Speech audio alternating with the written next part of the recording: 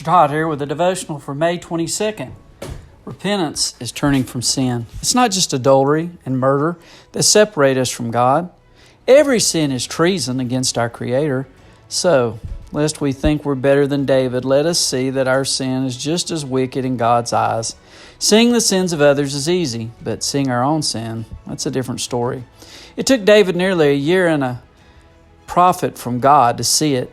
When he does, he uses strong words about himself. He turns. He refuses to blame shift or make excuses. He owns up.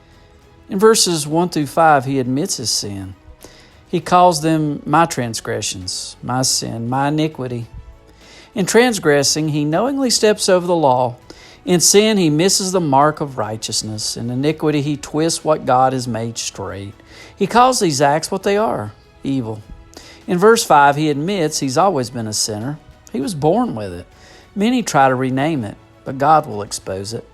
The Moody monthly publication contained this statement: man calls it an accident, God calls it an abomination.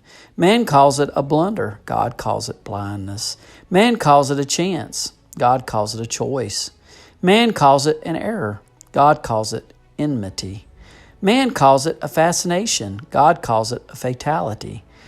Man calls it an infirmity, God calls it an iniquity. Man calls it a luxury, God calls it leprosy. Man calls it a liberty, God calls it lawlessness. Man calls it a trifle, God calls it a tragedy. Man calls it a mistake, God calls it madness. Man calls it weakness, God calls it willfulness.